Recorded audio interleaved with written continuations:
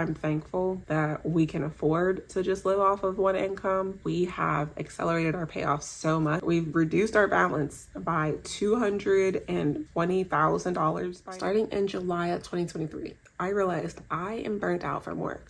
The work I'm doing does not align with me as a person. I realized that I was ready to move on to a different position. I had been in my position for 5 years and I'm like, you know what? I'm absolutely done. I need to start applying in different roles or within my company. Very big company. If you don't know, I work for a financial institution. And I thought that within like 30 days, I might have a new role. I was sadly mistaken. We are 16 months since that happened. Actually, 17 months. And I have applied to 18 different roles within my company, none of which I have even gotten an interview for. So while I have been in my role for so many years, I've proven myself to be a great employee. I go above and beyond. I do all the things, all the roles I'm applying for outside of my current department. So technically I would be learning something new. Decline after decline after decline. Eventually, after about 2 months of applying, maybe 2 to 3 months, I decided I wanted to move out of the role I was in and go back to just being a regular investigator. I was in a little bit of an elevated role, not just a regular agent, but still getting the same pay as agents. So I said, why am I taking on this extra stress for the same pay? I want to go back to being just a regular old investigator, which I did do. And I think that things would have been better if I had a manager who aligned with me for about, let's say 60 days. I had a manager who I've had before, I can get along with, things like that, cool. But at the first of the year, so the first of 2024, we switched managers. This is a new manager who I was not clicking with in multiple ways. And even other managers acknowledged that this person probably needs more development as a manager. Anyway, I won't recap everything. I have a whole playlist called Work Burnout. You guys know I went on that 3-month LOA from July 1st through September 23rd. So it's been almost 3 months back in this role. I've applied for maybe 2 to 3 jobs since I've been back. And this week got my 18th rejection. At face value, it sounds very bad, but I'm a reasonable person. I would always just say, each application is its own. It's going to a different recruiter every time. It's a different hiring manager that they're the positions for, etc. So even though I am getting a lot of declines, technically I can't say they're all correlated, sometimes that can happen. And I had heard of other people also getting declined as well. So it wasn't just me. I don't know if they put in 18 applications, but I do know that it wasn't just me. And so a lot of people on social media, they have all these different ideas as to what could be going on. So I want to say that as far as what I've actually tried, most recently, especially, I've done cover letters. I have my notes here. So actually, I've done one cover letter. My most recent one, I decided, let's do a cover letter. Even though it's in my same department, company, whatever. Cover letters. I catered my resume to the job. I used AI for help. Reached out to the recruiter for feedback. The only feedback I would get was that there's a lot of applicants and it's very competitive, and there's really just no type of constructive feedback she could have given me. She also said she went with someone with more experience, which I just don't agree with, because you would have had to have gone with someone who has 10 years of experience in comparison to my 5 of taking escalated calls. I shadowed the position, made sure it was a good fit. The one that I shadowed one position, I'll say. One that I was so excited about and felt like it was really for me. Felt passionate about the whole role. I shadowed the position. It could be escalated calls. I take escalated calls every day. The calls that they gave me an example of that they thought would be a hard call. I'm like, this isn't hard. Some people feel like it's because of my social media presence, which I disagree with. And again, this is a big company. This is not like your mom and pop. You're on social media talking about how you feel and your mental health, and we don't like that. And honestly, I will say to this day, I've never said anything terribly bad about my job. Sure, I've said, it's affecting my mental health. I am depressed. I am crying. I don't align with the role. I don't align with what's going on with the role. Things like that. I've never just said, I work at this terrible place, it's awful, etc. I've never just bashed the company. I've always actually said, I think the company as itself in whole is a very good company. I like the company. I've always said that. I'll say I don't align with the roles. I don't align with my manager, etc., which it's not every manager, but the point is when people say that, I'm just like, what is it? I'm not on here bashing my job. Either way, I don't agree that it's my social media presence. So, and then also people might say, oh, it could be the manager that you've mentioned. And I'll say that I've been very open, had a very open line of communication with my managers in the past 16, 17 months, whatever. I said, this is not working for me. You know, I'm trying to apply to other roles. I'm not getting it. I've even as recent as earlier this month had my manager forward me a position or a listing. Like sometimes when certain departments are hiring, they'll send it to their managers, say, hey, you guys have anybody who might be good for this? Send it to them. He knows I'm applying for places. He sent it to me. Like, I think people are confused. They think that I'm trying to get another role within my department, and that's not the case. These are different roles, departments, completely separate from my department. My manager has no say over what happens with my applying to other roles. It's completely separate, and there's only so much they can do. It goes straight through a recruiter. The hiring manager doesn't even have a say, really. It's the recruiter, because I reached out to a hiring manager that I really wanted that role for, and they said it's completely the recruiter. I had nothing to do with it, you know, etc. So why was this time the straw that broke the camel's back, even though this has been happening to me for a while? I have really been struggling for a long time with managers who can't take off their mask, and they're very corporate with me. I think I've said that before on this channel. They're very corporate with me. They're very robotic. They're giving me, I like to call it the customer service answer. Sometimes when you call a place and you're trying to get something taken care of, they're just real, what is like the good thing to say at that time, or they just want to get you off the phone. Or in my case, my manager, stay positive, you know, just stay positive. Listen, it's been 16, 17 months. Like, I just want people to be real with me. Be straight up with me.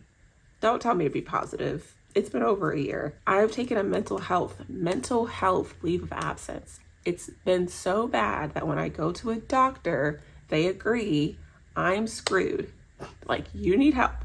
You need something. Something's got to give. Like, it's easy to just say, oh, mental health. No, this is not a joke, guys. I'm crying myself to sleep at night. This isn't a joke. I'm just at this point, I'm like, you know what? I think that this is the universe affirming that a new role is not going to bring you happiness. Working less is. You've been trying to get out of your role for so long. It hasn't been working. You've been trying everything. You literally have exhausted all of your options. And I know people will say, just apply somewhere else. Just go somewhere else. My job has been traumatic for me in a certain sense. Again, it's not the company. It's just certain things. And so with things like that, you would compare it to like abuse. What happens when you're abused? Do you just up and leave? Do you just do what's best for you every single time and just get up and get out? You have to want that. I know what's best for me. I know what would really help my mental health, but I haven't been ready for that. Still not ready for that for this day. But finally, I feel like, you know what? I want my mental health to be so good more than I want to pay off this house in July. And I'm finally ready to accept that I need to choose me in the sense of, and I'm laughing because I remember specifically saying this in a video from 2023. And I chose me in the sense of, let me get out of my department and let me do something else that more aligns with me and doesn't have me so emotionally messed up. But now I need to choose me in the sense of, even though I'm going to cut my income by 50%, I'm ready to do that. I'm taking that head on. Something's got to give. Working full time isn't for me. And it took me getting burnt out from work to realize that that's not for me. I can't clean my house, take care of the kids, call schedule appointments, go to the appointments. So my life is a constant cycle of pushing what needs to get done to the weekend. And then on the weekend, I'm like, I just want to sit and watch TV and just relax. And I'll like scrim and clean and do all this stuff, but I'm not really relaxing like I want to. And when you clock out from work on Monday, you blink and an hour and a half has already gone by. In a couple hours, you got to put the kids to bed, put yourself to bed, try to watch something on TV that you like, go to sleep, do it all over again the next day. And that's not the life I want to live. It's not. I do not want to work my life away. Life is so short, guys. It really is. It took me getting burnt out to realize it's not worth it to me to just put my happiness on the back burner anymore. And while that's so hard for me because I have been looking forward to July 2025 for so long, finally, I'm just like, it's okay. I think that we'll still pay off this house by the end of 2025, but it would take a miracle to still pay off the house by July. And it is what it is. It really is. Like, I just can't keep living like this. I am actually still waiting for approval. The request was officially put into the system to go to HR, check workload and all that to see if it can get approved. I am going to stay positive and positively say that it's going to get approved and effective hopefully January 1st. I can be a part-time employee permanently and just have my life. I don't think it's a life to live, just eating, working, sleeping, a little bit of entertainment. Like, that's just not a life I want to live. I want to comfortably be able to get up, do what I need to do. And I mean, am I the only person who really feels like a 40-hour work week is not a true work-life balance? Like, do you feel like your life is balanced, like, as it needs to be? Please put your favorite emoji in the comments if you feel like a 40-hour work week is not a true work-life balance, because that is 100% how I feel. And I can't see myself thinking anything else ever again. So I really hope that it's approved. Please give me all your good luck in the comments. If it isn't approved, I don't know what I'm gonna do. I don't know what I'm gonna do. My husband, he's told me to stop working over a year ago, honestly, but like I said, you have to want that for yourself. Not only that, but the health insurance at my job is a lot more affordable than his job, like a lot.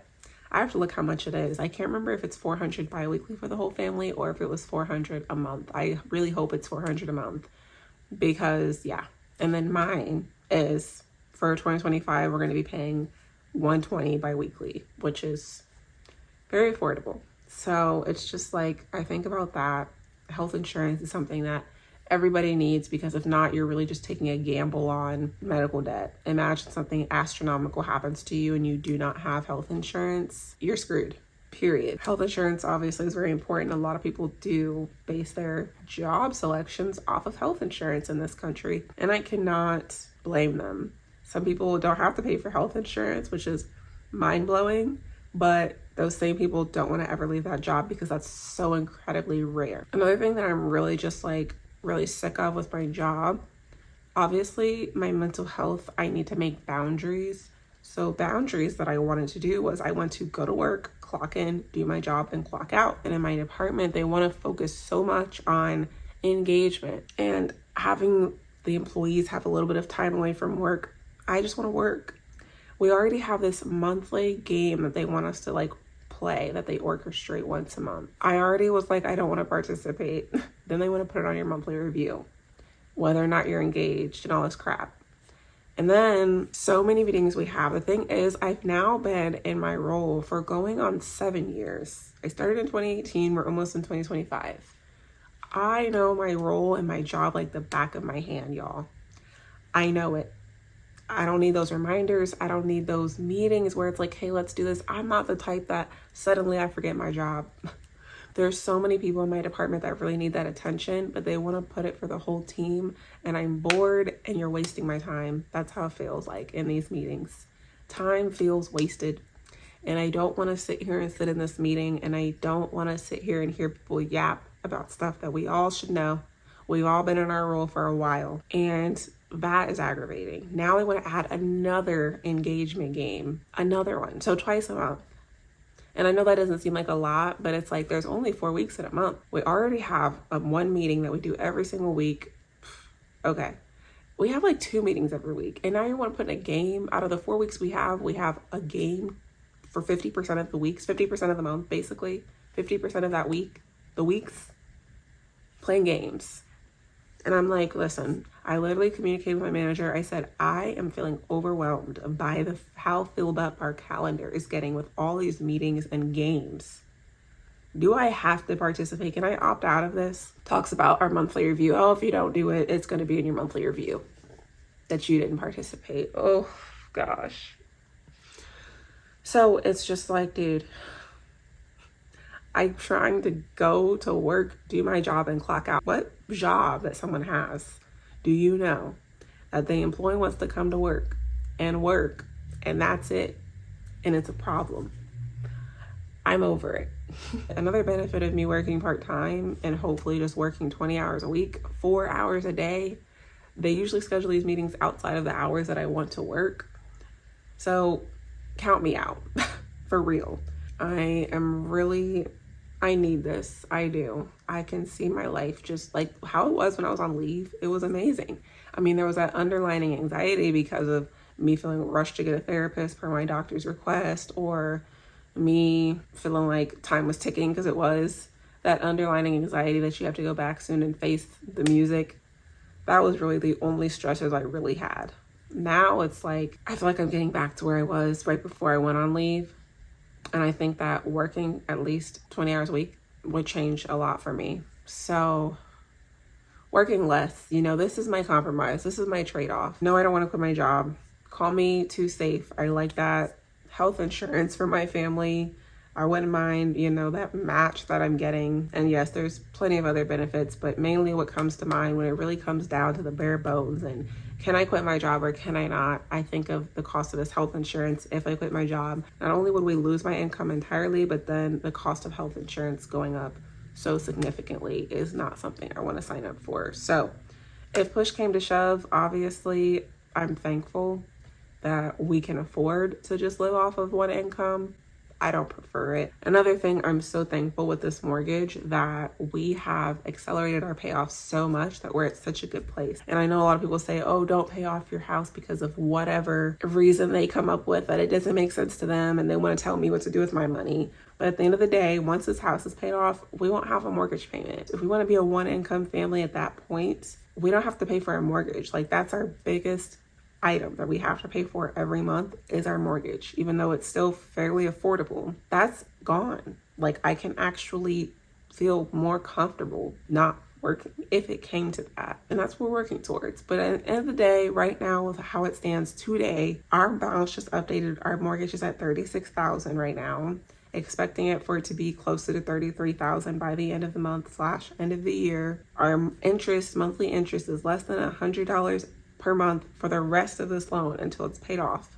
If we chose to pay the minimum starting today until this loan is paid off, we still would pay it off in 3 years. That's with paying the minimum because we have accelerated our payoff so much. We've reduced our balance by $220,000 by now, and I'm still standing. People will be like, oh, you're depriving yourself. We're not. We feel fine. We're making it. We're fine here. We're comfortable because we did that. Now we are going to slow it up in 2025. Even doing that, I can still see us paying off our house by the end of the year. I appreciate everybody watching. If you want to continue to support, continue watching our YouTube channel. Keep watching videos. If I happen to start posting a whole lot more in 2025, watch all the videos. Like, I could use support in that way. Maybe if there's somehow I can supplement my income a little bit more using the platforms that I do have, which really is just YouTube and maybe a little bit of Etsy since TikTok is apparently going away. So that's where I'm at.